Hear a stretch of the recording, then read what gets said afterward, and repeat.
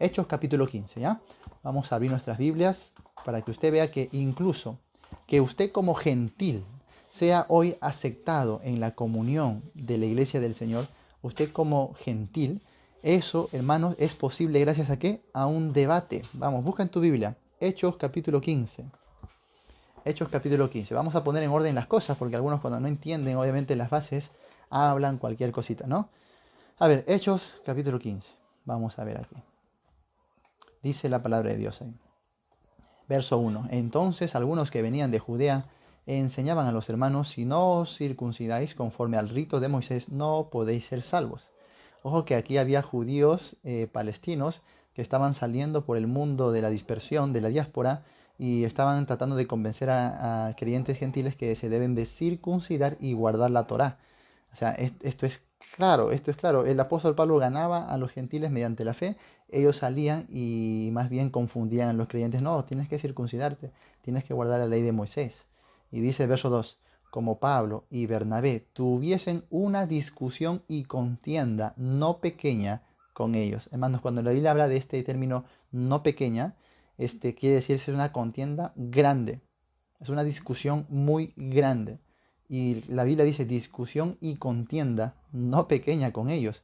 Se dispuso que subiesen Pablo y Bernabé a Jerusalén y algunos otros de ellos, a los apóstoles y a los ancianos, para tratar esta cuestión. Hubo una gran reunión de debate. Aquí le han llamado el concilio. O sea, ese título concilio no es inspirado, simplemente aquí en la versión lo han colocado, de repente en tu versión está diferente.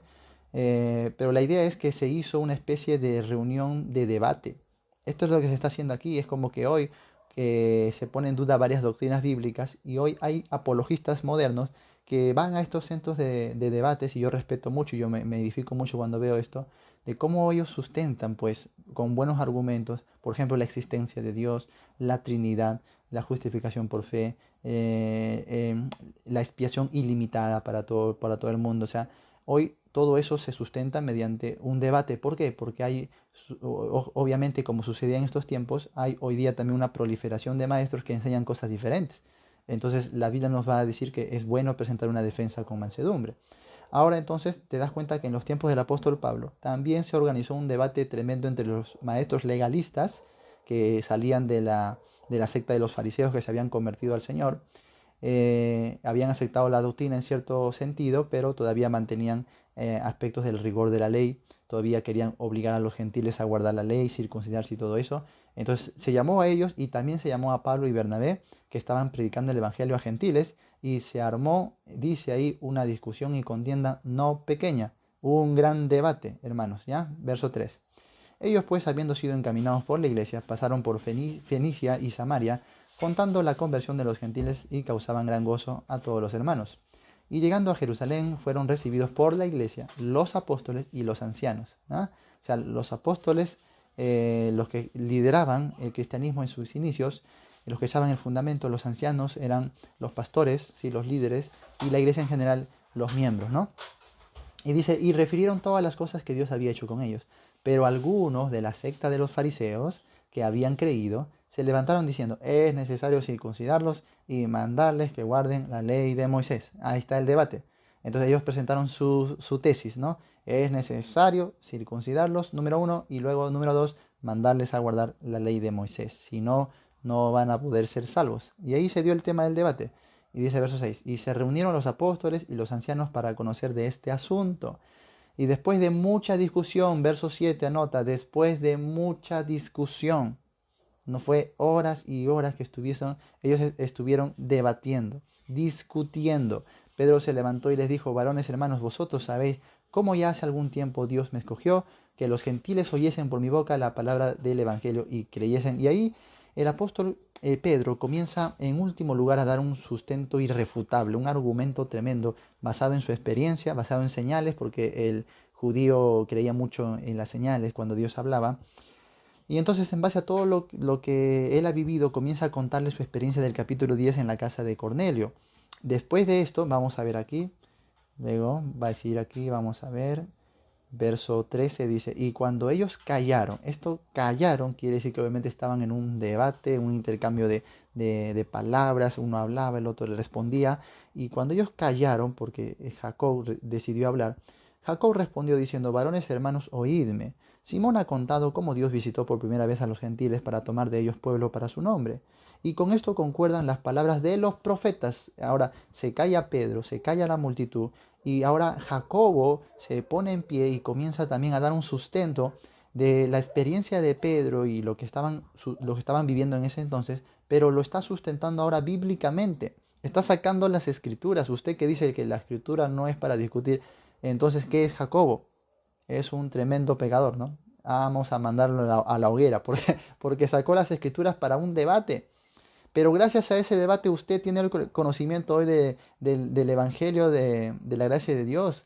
Gracias a este debate usted es aceptado hoy sin necesidad de judaizar. Gracias a este debate usted no tiene que circuncidarse. Usted como gentil hermano ha sido aceptado en la comunión de la iglesia sin ninguna distinción ahora por un debate. Así que mira qué trascendental en la Biblia son los debates y las discusiones. No podemos decir que esto no es bíblico. Si usted tiene una Biblia hoy en sus manos es porque hubo debates para que se haga el canon bíblico. Así que desde ya tenemos el suficiente sustento para decir que los debates son bíblicos, ¿no? Y son válidos y edifican y fortalecen la doctrina y dan paz a los oyentes. Entonces Jacobo comienza a defender aquí el sustento de Pedro y comienza a dar argumentación citando las escrituras. Cita a David, cita a los salmos, y después dice el verso 19 en conclusión. ¿Te das cuenta? Hay argumentación y hay conclusiones. Esto es debate. Cuando usted observa en el Facebook, en las redes sociales, que hay intercambio de palabras y no ves buenas premisas, buena argumentación y una conclusión, es que no es debate, pues. ¿Eso cómo se llama? No sé, ¿cómo se puede llamar? Palabrerías, contiendas, peleas. Bueno, eso es un desorden. Pero a eso no nos estamos refiriendo. No confundan las cosas.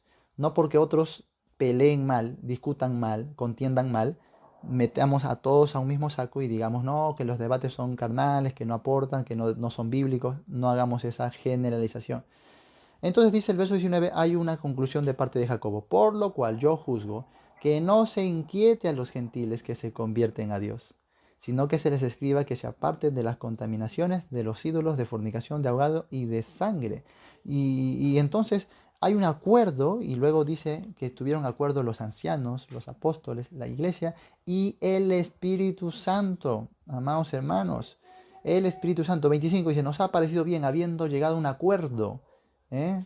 Luego más abajo dice verso 28, porque ha parecido bien al Espíritu Santo y a nosotros. El Espíritu Santo estaba en este debate, no estaba ajeno. Entonces tenemos en una discusión, en un debate, palabra de Dios, escrituras, y también que está guiando y ministrando y tomando acuerdos junto con los hombres. Así que puede obrar el Espíritu de Dios mediante un debate. Claro que sí, lo estamos viendo y lo estamos sustentando bíblicamente. Y gracias a esto, los que no han estado antes decimos, gracias a esto es que usted hoy es aceptado en la comunión de la iglesia sin necesidad de circuncidarse y sin necesidad de judaizar por un debate, amados hermanos, un gran debate. Así que, claro que sí, hay que debatir con palabra, hay que debatir siendo guiados por el Espíritu de Dios, hay que sustentar con buena argumentación, ¿sí? Hay que ser dirigidos por Dios y esto, hermanos, va a llevar a la edificación de los creyentes. Así que hasta ahí ya estamos claros, ¿ya? Voy a ahorita pasar a otra sustentación en donde voy a ir a algunos textos bíblicos claros entre el libro histórico y las epístolas doctrinales que nos van a dar una fortaleza para que hoy, hermanos, apoyemos el buen debate, ¿no? Y nos dispongamos a hacer un buen debate también.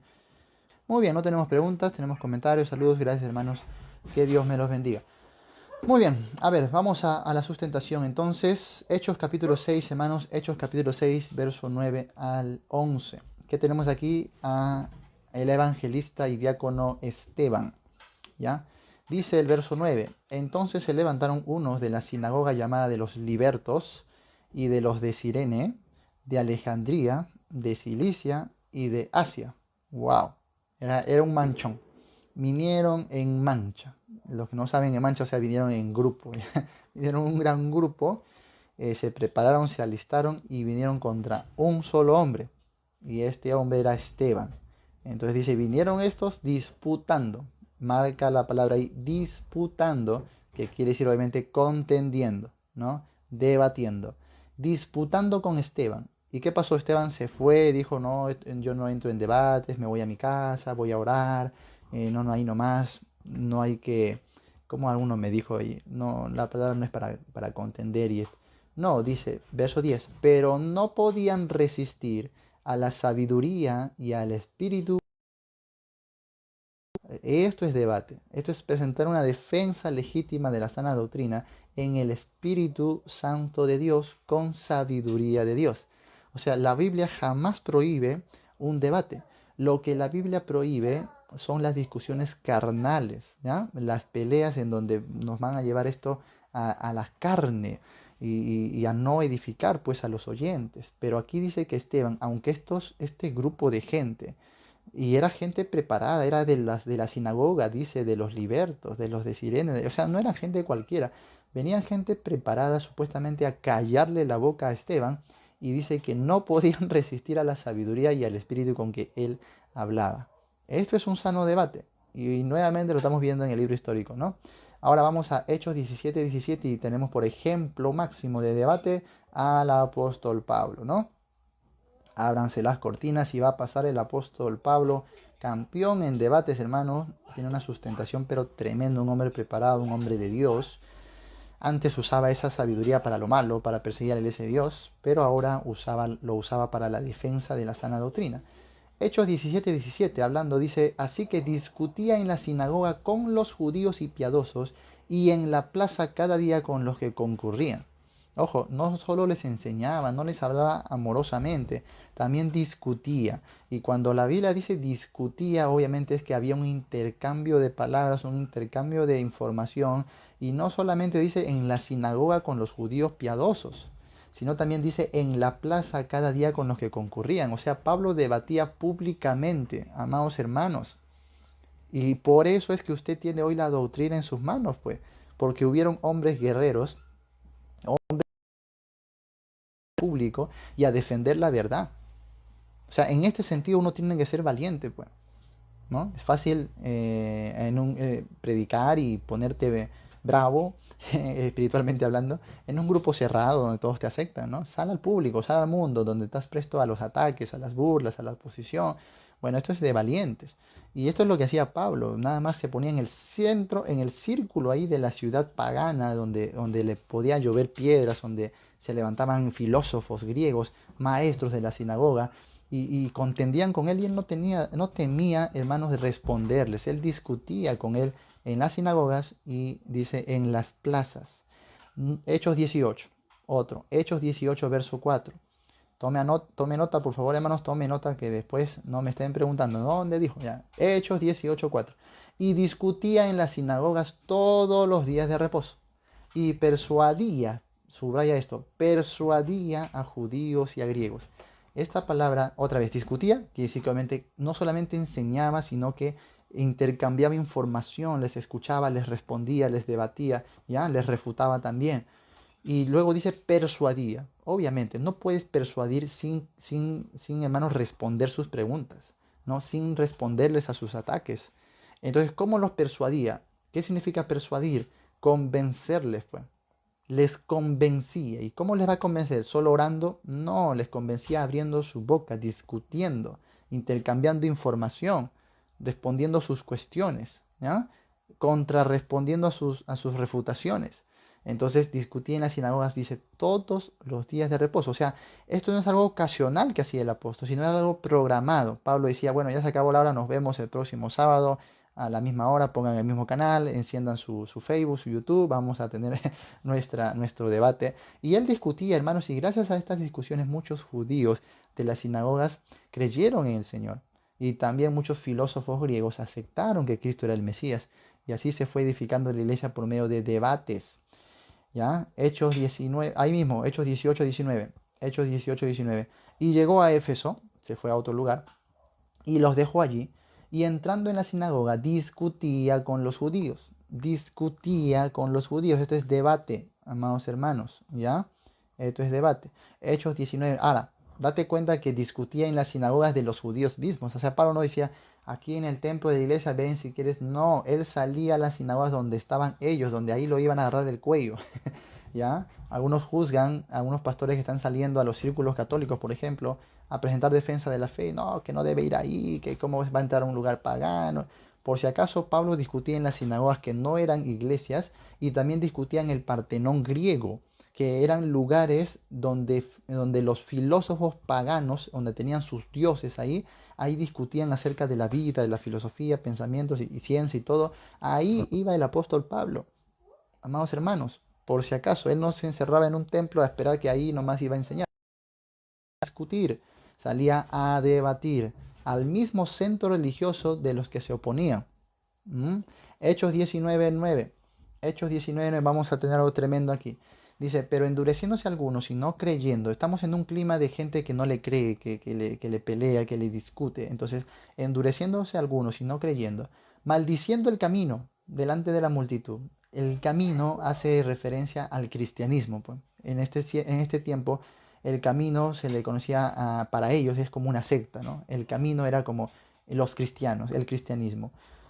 Maldiciendo el camino delante de la multitud, se apartó Pablo de ellos y separó a los discípulos discutiendo cada día en la escuela de uno llamado Tirano. Ahora Pablo ya no va a usar solamente las sinagogas, no solamente las plazas, no solamente el Partenón griego, sino las escuelas del círculo griego, del círculo pagano. Estas son escuelas filosóficas. Y había uno que se llamaba Tirano. Tirano es un nombre grecorromano, es un nombre gentil. Entonces tenemos ahí una escuela pagana siendo usada para la defensa del Evangelio y dice discutiendo ya no cada día de reposo, sino cada día en la escuela de uno llamado Tirano. Ahí tenemos el apóstol Pablo, todos los días discutiendo, debatiendo por la defensa de la sana doctrina. Así que hermanos, tenemos suficiente evidencia en la Biblia de que es necesario debatir. ¿Ya? No se me crea muy espiritual y no, que no hay que discutir, no hay que debatir, no hay que contender, hay que orar nada más. Y bueno, ¿cómo entonces estas personas que tienen dudas, cómo estas personas que están equivocadas también, cómo ellos van a conocer la luz del Evangelio si es que no les presentamos defensa de la verdad? Usted es un egoísta cuando dice, no hay que hacer nada, hay que encerrarnos nomás en nuestras casas o en nuestros templos y ya verán cómo Dios los convence a ellos. Usted es un egoísta porque Dios nos ha mandado a testificarle a ellos. ¿Ya? Y ahorita vamos a ver, usted me podrá decir, pero eso es un libro histórico. Sí, pero he dicho que los libros históricos podemos tomarlos si están avalados por las epístolas doctrinales. Y es por eso que en Filipenses 1:7 el apóstol Pablo dice, ¿cómo me es justo sentir esto de todos vosotros, por cuanto os tengo en el corazón y en mis prisiones y en defensa y confirmación del Evangelio? Todos vosotros sois participantes conmigo de la gracia. Esta palabra defensa en el griego es apología. Es el término que usamos hoy para nuestro curso de apologética. Cuando hoy estamos diciendo apología, estamos hablando de la defensa de la fe. Y Pablo usa esta palabra, y no solamente lo va a usar Pedro y otros autores, apología, refiriéndose a la defensa ardua que presentamos contra aquellos que vienen a desvirtuar y a tratar de tergiversar la fe cristiana. Entonces los hombres de Dios tuvieron que presentar una apología. Esto es una defensa y para esto obviamente tiene que haber un debate. Y aún después del tiempo de los apóstoles, en la era de los mártires, en la era de los padres de la iglesia, y después de esta era, de los primeros siglos, tercer siglo, cuarto siglo, hermanos, hubieron apologistas cristianos que se levantaron a debatir contra herejes como Arrio o como Marción, estos herejes que en la época tergiversaban la doctrina de Cristo y se comenzó a hacer formal porque escribían libros. ¿Y qué hicieron los apologistas cristianos? Ya no solo debatían, sino que también escribían libros dando respuestas a estos herejes, a estos gnósticos y de tantas cosas que salían en los primeros siglos, que si ellos no hubiesen presentado defensa de la doctrina, entonces, hermanos, mucho hubiese sido tan tergiversado hasta los días de hoy, ¿no? Pero ahí tenemos a Justino Mártir, por ejemplo, uno de los más grandes apologistas de estos primeros siglos, de la era cristiana, y tremendo apologista, hermanos, que debatía y que escribía, pero cosas preciosas, argumentaba, y entonces en un primer momento la iglesia era perseguida, Pero hubo un momento en donde los apologistas, los que no saben de historia, los apologistas lograron que en varios pedazos de la historia la iglesia no fuese perseguida.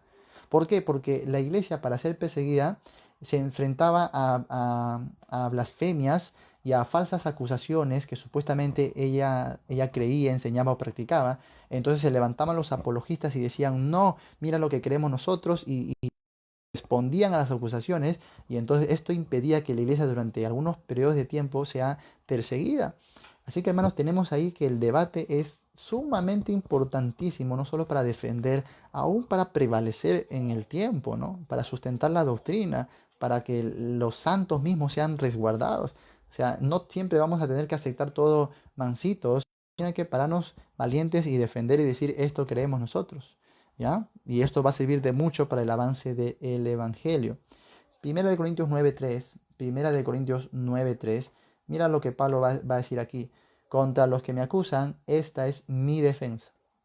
Contra los que me acusan, esta es mi defensa. Esta palabra defensa nuevamente es apología. Esta es mi apología. Y Pablo va a defenderse, no en título personal, sino que va a defenderse en razón de su ministerio, de su llamado y por lo tanto de la fe cristiana. O sea, la defensa que Pablo está presentando aquí es del Evangelio.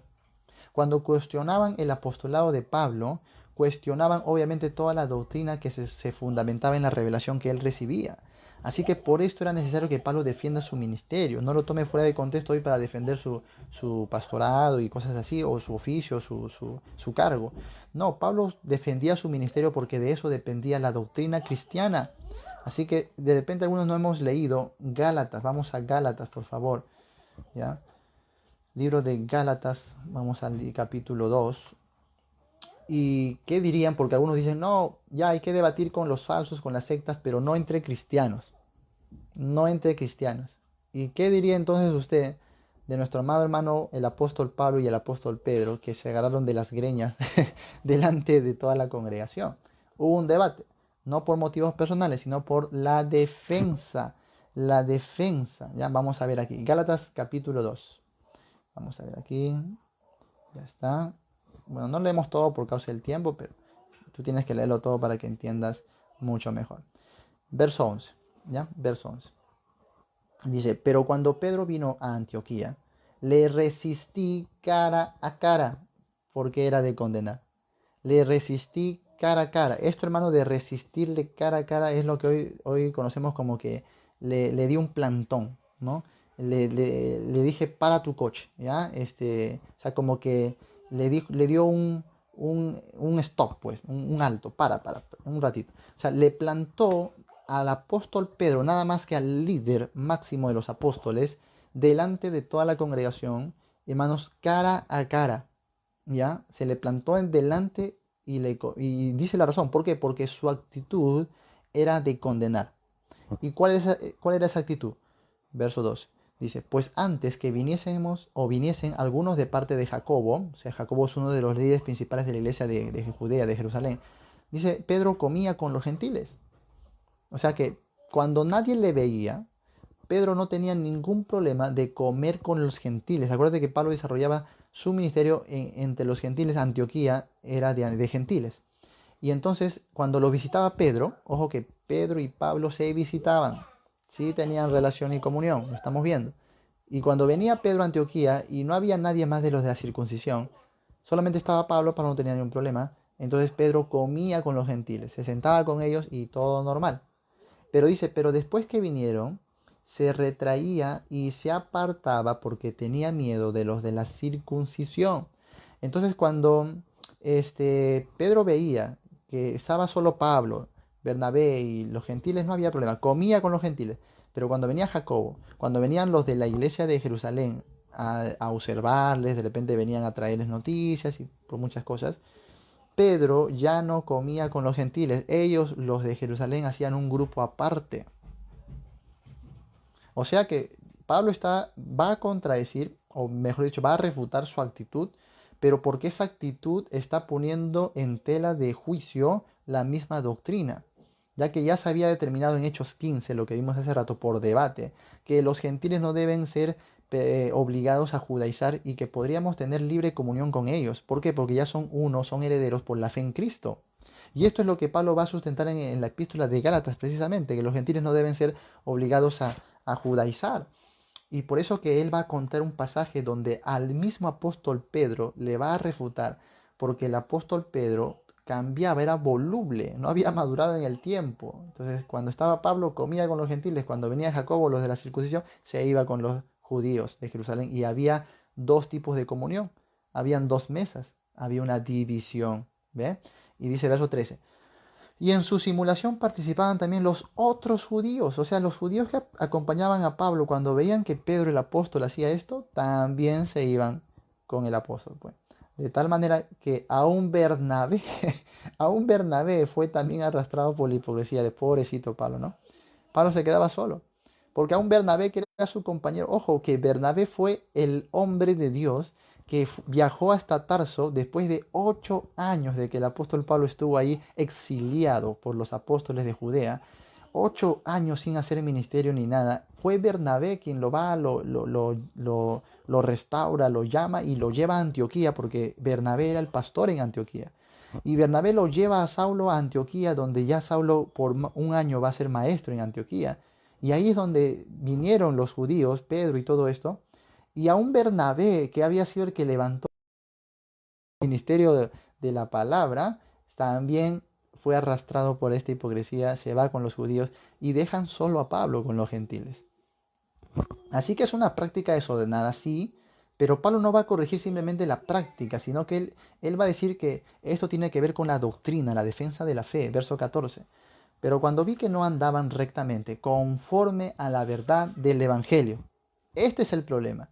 No andaban rectamente conforme a la verdad del Evangelio. Así que lo que Pablo va a sustentar aquí es una defensa del Evangelio correcto, de la doctrina de la justificación por fe en Cristo. ¿Qué pasó? Dice, dije a Pedro delante de todos. Le resistí cara a cara, por eso dice, lo hizo delante de todos. ¿Y qué le dijo? Si tú, siendo judío, vives como los gentiles y no como judío, ¿por qué obligas a los gentiles a judaizar? Y ahí va a comenzar un debate. Nosotros, judíos de nacimiento y no pecadores de entre los gentiles, sabiendo que el hombre no es justificado por las obras de la ley, doctrina, defensa del Evangelio, defensa de la doctrina, sino por la fe de Jesucristo, nosotros también hemos creído en Jesucristo por la fe de Cristo y no por las obras de la ley, por cuanto por las obras de la ley nadie será justificado, hermano. Cuando usted lee esta porción de Gálatas 2:16, no la lea como si el apóstol estuviese enseñándonos por medio de una carta una doctrina. Léalo como lo que realmente es un debate, es una discusión, es una confrontación de Pablo hacia Pedro delante de todos los demás.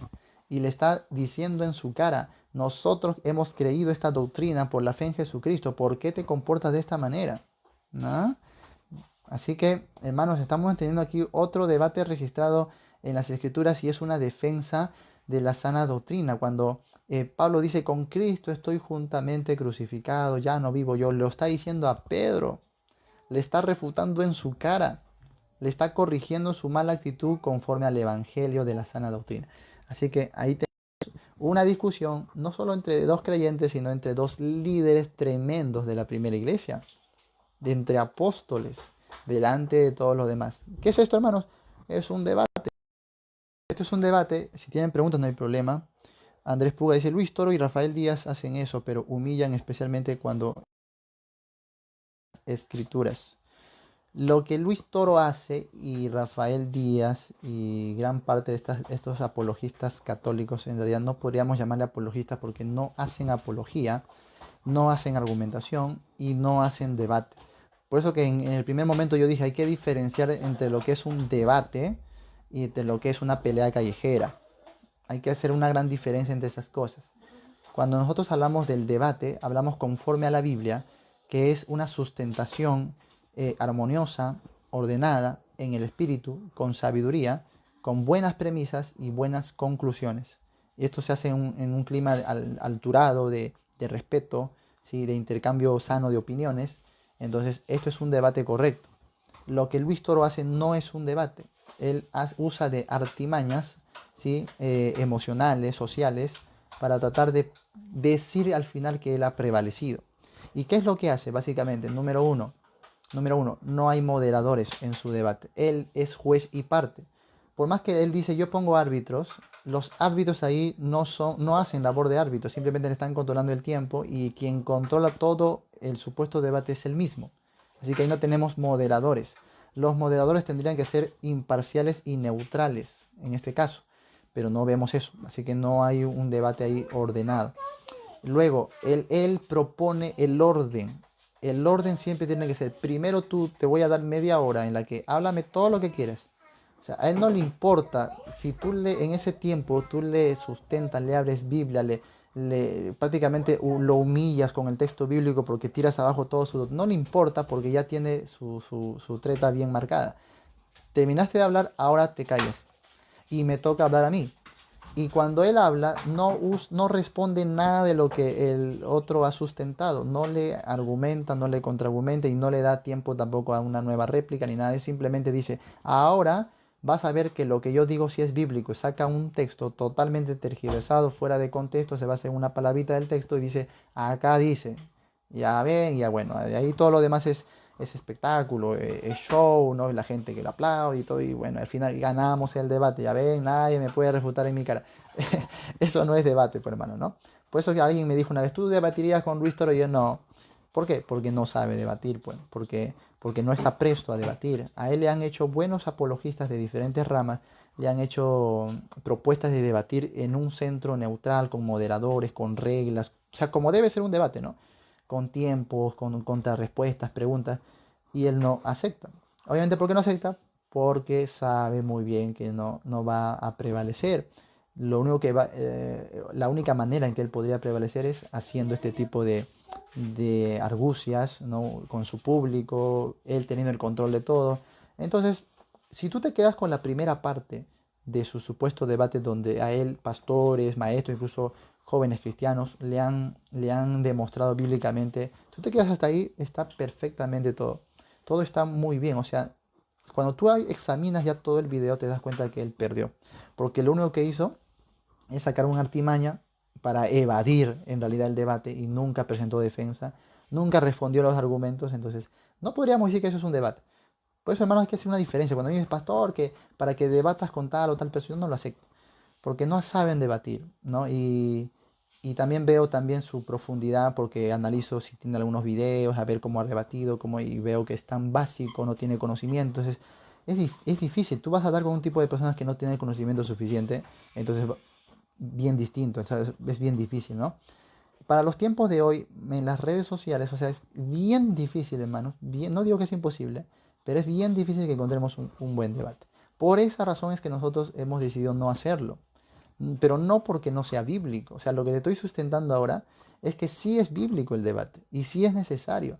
Y lo vamos a hacer no necesariamente a la luz de todo un público, lo podemos hacer en nuestro centro de estudios, en nuestro trabajo, lo podemos hacer en nuestro barrio, porque siempre va a haber la oportunidad de demostrarle a alguien que está equivocado, ya que eso le va a conducir a la salvación. O sea, esto es hacer, en otras palabras, es hacer evangelismo. La apología netamente es evangelismo, como estamos observando del apóstol Pablo. Y a veces tenemos que debatir entre cristianos, sí, como hemos visto en Hechos 15, en Gálatas 2. También debemos debatir entre cristianos porque hay quienes no van a entender ciertas cosas y es necesario afirmarles. Y así obviamente van a ser convencidos y ahora sí vamos a caminar en el mismo sentir. Pero los que evitan estas cosas por miedo, porque creen que no es bíblico, obviamente no ganan almas, ¿sí? No rescatan almas y no corrigen a cristianos. Lo que hacemos, por ejemplo, aquí en nuestros videos diarios, tratando de responder preguntas y todo, a veces respondo refutaciones, eso es debate. O sea, no necesito ponerte un video a alguien aquí en vivo para que me esté refutando y conversando y agarrándonos las greñas para que exista debate. ¿Por qué? Porque cuando yo estoy exponiéndote la palabra en su contexto, automáticamente estoy respondiendo muchas de las mentiras que hoy están circulando por internet. Así que lo que hacemos ahora es debate también, ¿ya? Así que entendamos el debate como es en su manera bíblica y no nos estemos refiriendo a otras cosas que no son. Muy bien, saludos para Andrés Erazo.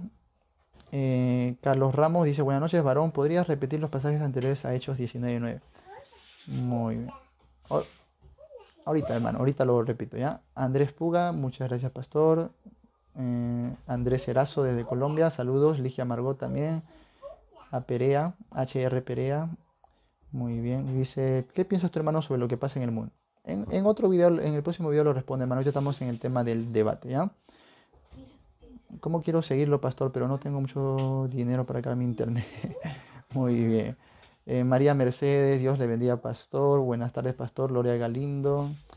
Dice HR Perea, y no debate para ver algo que sea para Dios, sino para su propio beneficio. Claro, eso es cierto, ¿no? Una cosa es que uno debata, como estamos viendo aquí, uno pueda debatir como Pablo lo hacía para la defensa y confirmación del Evangelio. Otra cosa es que tú puedas debatir por ti mismo, pues, para ti, digamos, para tu vanagloria, para tu beneficio, es otra cosa. Entonces, algunos debates que me están ofreciendo, yo lo estoy rechazando, porque le digo, creo que eso no, más bien es para mi carne que para... Prefiero hacer videos donde bíblicamente le voy a sustentar y bueno, el que ve que estamos hablando conforme a la Biblia lo aceptará y el que diga, bueno, esto no es bíblico, no lo aceptará y punto, ¿no? Pero el tema es que sí hay que presentar una defensa, a eso me refiero. Sí hay que presentar una defensa. La forma puede variar, pero hay que presentarla de todas maneras, no hay que estar callados. Muy bien. Ezequiel Díaz dice, hay una página llamada God Science que presenta debates muy bien organizados con... Sí, creo que sí la he visto, es muy buena, ¿no? Hay un moderador neutral y realmente te edifica. Sí, sí, por eso digo, sí hay. O sea, lo que vemos normalmente en Facebook con estas peleas, eso casi no es, pero hay plataformas, hay algunos canales de YouTube donde presentan buenos debates. Yo recomiendo, por ejemplo, a William Lane Craig, uno de los defensores filósofos apologistas cristianos del día moderno, que es tremendo, y solo que usa tantos tecnicismos, tanta filosofía que es un poquito difícil de seguir, pero el que pueda seguirlo, que lo siga, pues, ¿no? Muy bien. Bueno, ya no tenemos más comentarios. Saludos a todos los demás. Vamos a seguir con la última ronda verde versículos. Ya. Nos quedamos en Gálatas, ¿no? Muy bien. Gálatas 2, ¿ya? Todo el capítulo Gálatas 2. Luego, hermanos, podemos abrir Primera de Pedro 3.15. Es un mandamiento directo a los creyentes. Primera de Pedro 3.15, que ahí nuestro hermano Puga ya había citado. Sino santificar a Dios el Señor en vuestros corazones y estad siempre preparados para presentar defensa con mansedumbre y reverencia ante todo el que os demande razón de la esperanza que hay en vosotros. Creo que el verso es bastante claro en sí mismo.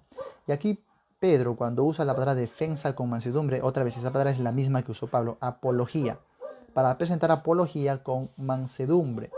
¿Ya? Por eso tenemos hoy el curso de apologética, donde enseñamos este, argumentos, técnicas, reglas de un sano debate y discusión. Y también enseñamos ahí conocimientos acerca de lo que enseñan las sectas, las religiones del mundo, para que uno sabiendo más o menos cuál es su base, su enseñanza, también esté preparado para responder. La idea de Pedro es, primero, dice, santificar a Dios. ¿Cómo santificamos a Dios según este verso? Presentando defensa. De manera que usted no santifica el nombre de Dios si no presenta defensa. Es fácil de entender. Ahora, la manera de llevar a cabo, dice, es estar preparados en primer lugar. No vas a poder presentar defensa si no estás preparado. Y lastimosamente esa es una de las razones por la cual hoy los creyentes no presentan buena defensa de la fe. O sea, no evangelizan, no ganan almas, no se atreven a hablar porque no se sienten preparados. Y ese es el déficit en los pastores de hoy, que o solamente están enseñando, predicando la palabra y dándole algún tipo de estimulación a los creyentes, pero no le enseñan a trazar la palabra, no le enseñan a alimentarse por sí mismos y ahí tenemos un déficit en la clara defensa de la palabra. Otra segunda consecuencia es que hay creyentes que se atreven a hacerlo, se atreven a debatir, pero tampoco o también sin preparación. Entonces, ¿de qué me sirve que yo sí me atreva, sea valiente en debatir, pero sin preparación? Entonces ahí es donde usted ve pues este tipo de confrontaciones, peleas, donde se ofenden y todo ese tipo, y incumplen toda regla de argumentación y debate, ¿no? Bueno, es porque no están preparados. O sea, debemos combinar estos dos factores, estar dispuestos y estar también preparados. Si no estamos preparados, por más valientes que seamos, no vamos a presentar una buena defensa.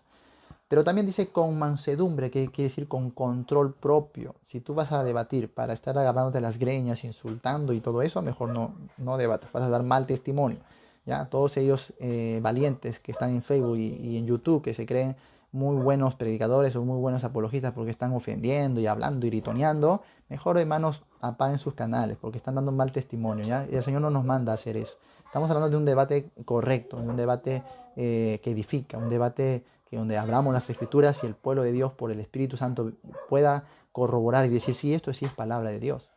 Entonces, con mansedumbre, con dominio, con control. Y también dice reverencia, que dice el respeto, ¿no? La mansedumbre y la reverencia para debatir. ¿Te das cuenta? Esto se aleja de estas discusiones que tantos creyentes creen que se trata de debates. Y dice, ante todo, o sea, sin discriminar a nadie, ante todo el que os demande razón de la esperanza que hay en vosotros. Ante todo el que os demande razón de la esperanza que hay en vosotros. O sea, debemos estar prestos ya a discutir, prestos a responder, prestos a defender la fe. La esperanza que hay en vosotros obviamente es la fe cristiana, la doctrina cristiana. Muy bien, vamos a Tito ahora, Tito capítulo 1, salimos de 1 de Pedro 3:15. Tito capítulo 1, verso 9, hablando del siervo de Dios. Dice, retenedor de la palabra fiel, tal como ha sido enseñada, para que también pueda exhortar con sana enseñanza y convencer a los que contradicen. Exhortar, hermanos, es como llamar la atención fuertemente, ¿no? Y vamos a exhortar, dice, con sana enseñanza y también convencer. ¿Ves cómo diferencian las cositas, no? Vamos a enseñar, vamos a exhortar con sana enseñanza, pero también vamos a convencer, dice, a los que contradicen. O sea, la Biblia es clara, estamos tocando epístolas doctrinales y epístolas pastorales. Y en estas cartas la Biblia le dice a los creyentes, debemos presentar una defensa con sana enseñanza y convencer. Claro, algunos muy espirituales dicen, no, pero que convence es el Espíritu. Pero para que el Espíritu pueda convencer a alguien, ¿a quién usa? Nos usa a nosotros, pues hermano. O sea, no espiritualicemos tanto las verdades o los pasajes bíblicos. Claramente aquí habla del siervo del Señor que va a convencer, va a exhortar y va a convencer a los que contradicen. Así que si yo estoy preparado, si tengo solidez bíblica, buena argumentación, y cuando haya quienes que refuten, contradigan, vamos a responder. Vamos a responder sin miedo, porque estamos guiados por el Espíritu de Dios y por la palabra del Señor. Podemos empatar esto con, no lo he puesto aquí, pero vamos a ver. Segunda de Timoteo 4. Segunda de Timoteo 4. No lo habían listado aquí, pero ahorita me recordé. Segunda de Timoteo capítulo 4. Y tú te vas a dar cuenta que Pablo va a hablar en un sentido para con incrédulos, pero también a veces va a hablar para con creyentes. Segunda de Timoteo 4 dice el verso 2. Que prediques la palabra, que instes a tiempo y fuera de tiempo, redarguye, reprende. No solamente hay que enseñar, también redarguir. Redarguir, ¿qué es? Convencer, pues. Convencer, hacerte darte cuenta de tu error. Eso es redarguir. Lograr que tú seas consciente de que estás equivocado. Yo me alegro porque muchos, después de ver nuestros videos, me escriben de manera personal y dicen, me he dado cuenta del error en que yo estaba. ¿Por qué? Porque leyó el texto bíblico, ¿no? Leyó el texto bíblico. Y esto es presentar defensa. Hermano, esto es lo que hacemos a diario. Presentamos defensa de las verdades o de la palabra de Dios. Entonces, redarguye, reprende, exhorta con toda paciencia el carácter. Paciencia y también doctrina. O sea, no es solamente paciencia, pues. Tiene que ser también con doctrina. Tampoco es solo con doctrina, porque si tienes buena doctrina y no tienes paciencia. O sea, toda la vez que la Biblia me habla de presentar defensa, me habla de hacerlo con un buen carácter, con buenas bases, con buenos principios, ¿no? Con toda paciencia y doctrina. Entonces, vamos a ver otros pasajes, ¿ya? Ahí mismo, 2 Timoteo, capítulo 2. Capítulo 2, verso 25 y 26. Espero que estén anotando todo. 2 Timoteo, capítulo 2, verso 25 y 26. Dice que con mansedumbre, otra vez, con mansedumbre, paciencia, mansedumbre, una y otra vez estamos viendo eso. O sea, el Señor no nos impide debatir, lo único que nos dice es que lo hagamos con mansedumbre, con buen carácter, con buenas actitudes. Que con mansedumbre corrija, anota y subraya esa palabra, corrija, que es corregir, es sacarlo del error, pues. Corregir, sacarlo del error. Que corrija a los que se oponen, hermano. Algunos dicen, no, déjalos los que contradigan, no, déjalos ya, no les respondas, déjalos en su necedad, hasta se vuelven bíblicos, no eches vuestras perlas delante de los cerdos. ¿Cuántas veces usted ha dicho eso para evitar un debate, una respuesta? ¿No? Pero está mal, pues. no usemos mal la Biblia. Si hay tantos versos doctrinales que nos dicen que debemos presentar defensa, que debemos responder, que debemos convencer, que debemos redarguir, hay que reprender. Ahí dice que con mansedumbre corrija a los que se oponen, por si quizá Dios les conceda que se arrepientan para conocer la verdad. O sea, Dios va a obrar, eso es lo que está diciendo aquí, que Dios va a obrar en nuestro debate, cuando respondamos, cuando le hablemos con sana doctrina, con un espíritu manso. Dios va a obrar y dice, por si quizá Dios les conceda que se arrepientan para conocer la verdad. Esto dicho de paso contradice a los calvinistas, ¿no? Porque para el calvinista ya el elegido es elegido y el condenado es condenado y eso no va a cambiar. ¿Qué sentido tendría entonces corregir a los que se oponen por si quizá Dios les conceda que se arrepientan? O sea, el calvinismo obviamente no tiene base bíblica, ¿no? Y dice, para que se arrepientan, para conocer la verdad y escapen del lazo del diablo en que están cautivos a voluntad de él. La defensa de la fe, la discusión, la sana defensa de la fe va a traer a luz evangelismo, va a salvar almas, aún a los que se oponen. Hermano, y si tú rescatas a alguien que vehementemente ha estado defendiendo el error, si tú le logras convencer, cuando esa persona se convierte al Señor, va a ser más apologista que tú. En serio, va a defender más la fe que tú. O sea, va a estar más aguerrido porque esta persona que ha salido del error, que ha querido estar tanto tiempo en la verdad, de luego se siente defraudado, se siente engañado, va a querer rescatar a tantos amigos, a tantos que él consideraba hermanos, y los va a querer rescatar, ¿no? A tanta familia, y va a querer proclamar la verdad porque se ha dado cuenta, sus vendas han caído, y se va a dar cuenta, hermanos, y yo estoy seguro que va a ser mucho más ferviente. He tenido algunos testimonios así, y la gente cuando sale de una secta, sale de una mala enseñanza, una religión, cómo ahora ama más y cómo ahora está dispuesto a defender la doctrina, mucho más que el creyente que le rescató. Muy bien, entonces debemos convencer, ¿para qué? Para ganar almas. Judas capítulo 1, verso 3. Judas capítulo 1, verso 3. ¿Sí? Amados, por la gran solicitud que tenía de escribiros acerca de nuestra común salvación, va a hablar de la fe, va a hablar de la doctrina, nuestra común salvación, me ha sido necesario escribiros exhortándoos. O sea, le está exhortando, le está alentando, le está reprendiendo a que ellos lo hagan, no le está dando una opción, ¿no? Les voy a escribir exhortándoos que contendáis ardientemente por la fe que ha sido dada una vez a los santos. Que contendáis, hermanos, ardientemente. Esto es contender, por supuesto, a la luz de todo lo que estamos viendo. No quiere decir que te vas a agarrar de los cabellos, de las greñas, te vas a pelear. No, contender aquí es discutir con mansedumbre, responder preguntas, ¿no? Convencer.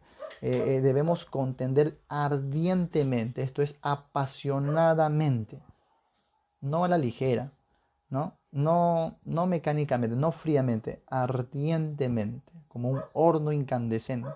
Debe haber fervor en usted por la defensa de la doctrina. ¿Cómo es posible que no discuta, no, deja al necio con su necedad, no, que no eches las perlas delante de los cerdos, déjalo, y no defienden la doctrina, por eso no son ganadores de almas, no engrandecen el reino de Cristo, por esta mala actitud que tienen. Cuando la Biblia te exhorta a que dice que contendáis ardientemente por la fe que ha sido dada una vez a los santos. ¿Quiénes son los santos? Nosotros, pues, los hijos de Dios, los creyentes. Nos ha sido dado algo tan precioso, hay que defenderlo, hay que contender por eso. ¿Por qué? Ya hemos visto, porque trae salvación de almas, trae edificación, prepara a los creyentes, crecemos en el reino de Dios. Tito capítulo 1, verso 11, aquí te vas a caer de espaldas. Tito capítulo 1, verso 11. Voy a buscarlo acá para leer un poquito mejor. Tito capítulo 1, ¿ya? A ver, dice verso 10.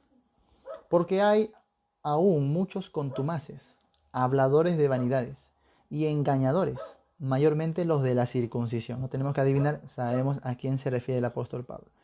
Maestros de ese tiempo, maestros judaizantes, legalistas, habladores de vanidades, dice, habladores de vanidades, engañadores, están enseñando falsas doctrinas. ¿Qué dice? A los cuales es preciso tapar la boca. A los cuales es preciso tapar la boca, ¿no? Y después dice verso 13, este testimonio es verdadero, por tanto, repréndelos duramente para que sean sanos en la fe. Nuevamente, repréndelos duramente para que sean sanos en la fe. Hermano, esto en la Biblia, si te das cuenta, no se toma a la ligera. La Biblia nos exhorta, por favor, presten mucho cuidado a eso, tómenlo muy en serio, reprendan duramente, exhorten, tapen la boca. ¿Ah? O sea, obviamente, en base a todo el conjunto de versos que ya hemos citado, no se refiere a tapar la boca en un sentido carnal, ¿no? Sino mansamente, humilde, con la palabra, con el espíritu, con sabiduría, con todo lo que estamos viendo, con reverencia y todo eso. Pero sí hay que tapar la boca, ¿no? Hay que hacer callar con una buena defensa de la fe, con una buena apologética, ¿no? Con buena argumentación. Hay que hacer callar a los que contradicen, ¿ya? A los que enseñan mal, a los que están hablando de herejías, cosas perversas. Y muchas veces tenemos que, hermanos, corregir a los mismos creyentes. A Dios gracias que hay creyentes con buena actitud. Ahora yo tengo varios círculos de estudio donde varios creyentes después de las clases están diciendo, pastor, ahora yo me he corregido de esto que he aprendido mal y yo lo enseñé mal y bueno, ahora tengo que corregirme de esto. Que bueno, aunque hay creyentes que no son así tan humildes y no quieren mantenerse en su necedad, y ahí yo que y cualquier siervo de Dios se pone un poquito más, digamos, más persuasivo, ¿no?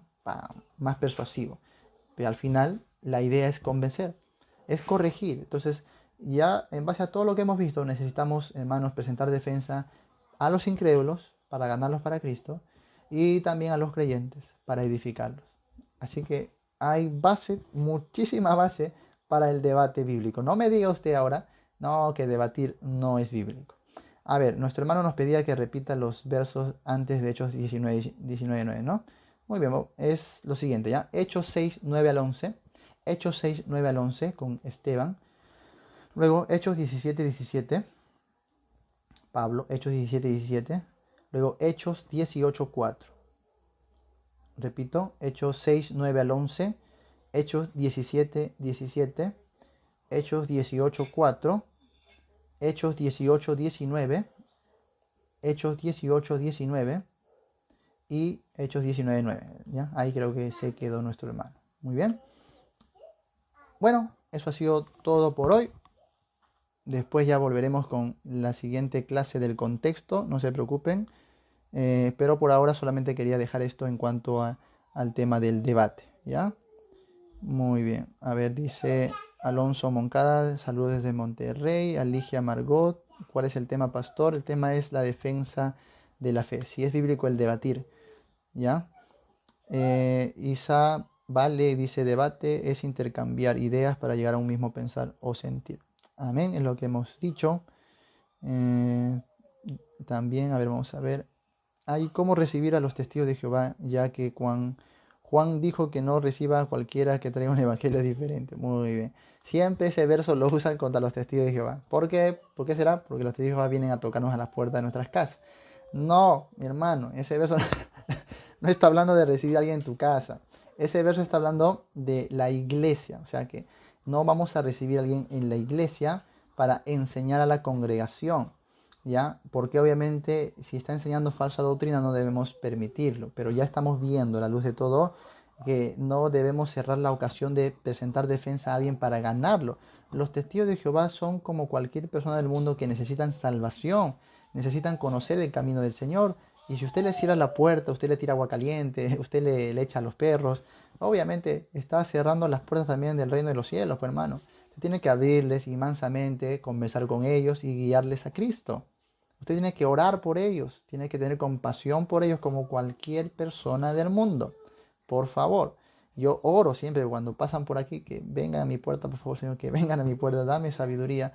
Y gracias a Dios cuando me tocan la puerta yo salgo contento a recibirles y a extenderles la mano y a decirles, mira, a ver, te escucho y yo también tengo algo para decirte.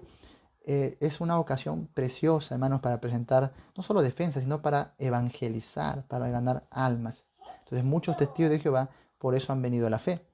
Y lastimosamente muchos se siguen cimentando en sus mentiras porque hay cristianos que cierran las puertas. O sea, si tú te das cuenta, siempre vienen en dos cuando tocan una puerta y uno es nuevo, mientras que otro ya es avanzado en su fe, uno es nuevo. Hermanos, si el avanzado está duro, el nuevo está lleno de dudas, no sabe nada y cuando te escucha, obviamente ya estás sembrando en su corazón. Así que no cierres, por favor, no hagas eso, no votes a los testigos, recíbelos, abre la puerta, ¿ya? Y comienza a testificarles de Cristo, responde sus preguntas, sé paciente, sé manso. Claro, si vas a Biblia para peleonarte con él y va a discutir y que todo el mundo vea ahí en el barrio que estás peleando, eso no, pues. Ahí sí no, sino que hagámoslo con mansedumbre, como estamos aprendiendo, ¿ya? Estudia bien en la epístola de Tesalonicenses, hermanos, ese es otro contexto, no se refiere a que vamos a abrir la puerta a alguien que venga.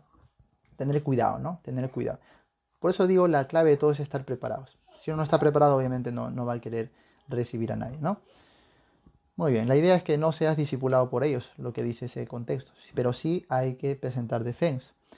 Eh, ¿Cómo debatir con un católico el tema de María sin discusiones y sin ofensa? Bueno, ya en otra ocasión, hermanita, porque no es el tema de hoy, no estamos dando el curso completo de apologética, pero en otra ocasión lo podríamos responder, ¿sí? Muy bien, Dios te bendiga, hermana Margarita, Esther Cano, Carlos, Melvin Portillo y a todos los demás que están saludando. Que Dios me los bendiga. Gracias por su conexión. Luego estaremos regresando, no se preocupen con la clase de el contexto, ¿ya? Bendiciones.